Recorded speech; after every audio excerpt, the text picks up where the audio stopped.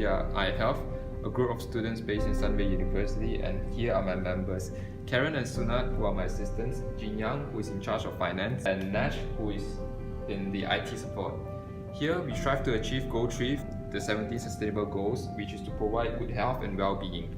So today we are going to talk about the problems and the solutions towards the current augmentative and alternative communication (AAC) technology. As you already heard, AAC stands for Augmentative and Alternative Communication. So what's AAC and its role in all of this? AAC includes sign languages, gestures, and facial expressions, as well as computer technology. It helps those with disabilities to communicate easier. Now, to give you an insight on the technology, let's talk about the first problem of the features of AAC. Yeah, Karen, the first problem of AAC is actually the system used now is not efficient for people who have disabilities to fully communicate with each other. People who use AAC stated that it's hard for them to maintain the flow of conversation because of AAC's low reaction time. By the time the message has been delivered, it's already out of time and it affects the user's flow of talk. So Karen, what do you think we should do about this problem? We can fix it by the use of utterance prediction, which can improve access to the next required utterance. In order to improve speed, the utterances need to be investigated for prediction. This is when global positioning data comes into picture. It could inform an AAC device about the location of the communication, which in turn could be used to retrieve location-specific vocabulary. Yeah, Sunat, I heard that there's another problem of AAC, which is the design language. Can you talk more about it? How do we solve this? Can you provide some real-life solutions for us? Well, talking about the solutions, in terms of design language, the first things that need to be updated is the slow response rate. To improve that, the software and hardware need to be updated, which means for most complex situations, we need to read our thoughts in a faster rate so that people can cope up with the conversation. Or else, the design language could be updated in a way that fastens up the transmission process. How are we going to do that?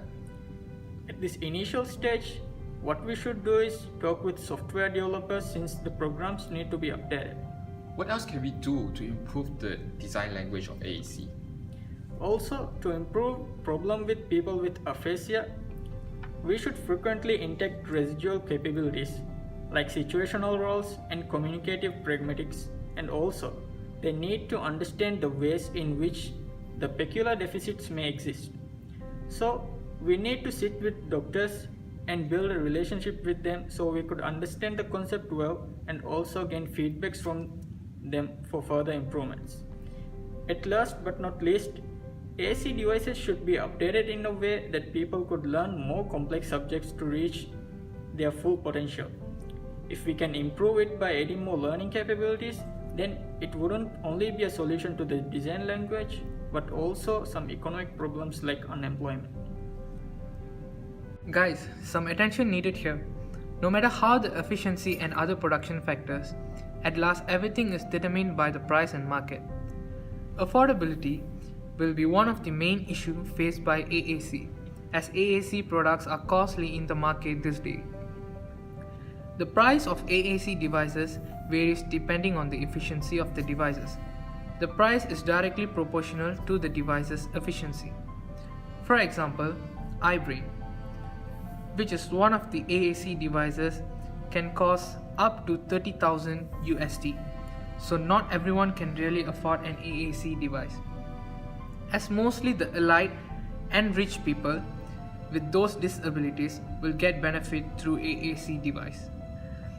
This high price normally because of the high production cost of the devices.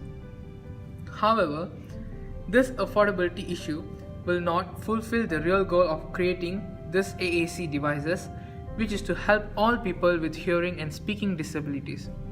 I was trying to find a solution that can be implemented to solve this affordability issue, but I couldn't find one. I'm sure there are plenty of ways to improve this problem, but as a student, our capabilities are limited.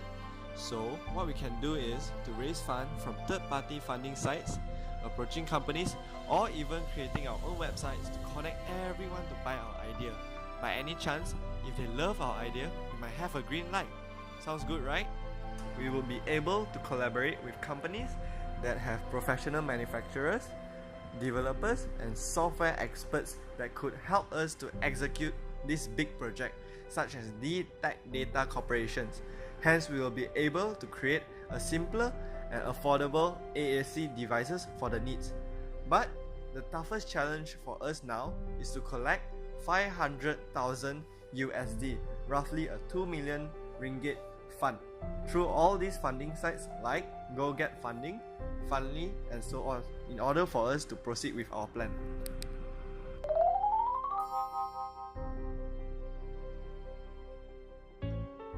Meet Dan. He is a new 7th grader at WAMS. Dan loves talking to his teachers and friends, but while he has no problem comprehending what they say, he does have trouble clearly articulating words with his own voice. So he uses an iPad as a speech device, or AAC device. So how exactly does the iPad help him communicate? Dan uses an app called Words for Life that allows him to form sentences using pictures and icons on a communication board. Sometimes it takes a while to type out those sentences, which can be frustrating for him, because he has questions to ask, answers to give, and usually a lot of jokes to tell. It is important for Dan's teachers and peers to know that it may take him a little longer to communicate, but he loves to display his knowledge and show he's learning along with everyone else. He also loves people and wants to be able to participate in conversation. Everyone has a way of communicating, whether that's speaking, signing, writing, or using an AAC device like Dan. The iPad is one of Dan's ways of communication, helping him display complex thoughts. It is part of his voice, not just a piece of technology. Teachers and friends should feel comfortable talking to him like they would to anyone else. Sometimes people underestimate his intelligence when he uses body language and verbal sounds to communicate. So when they encourage him to use his iPad, he will be better understood, included, and feel more confident in all aspects of the school community. The more willing people are to accept and use his iPad, the more he will use it to articulate complex thoughts. He has a lot to say.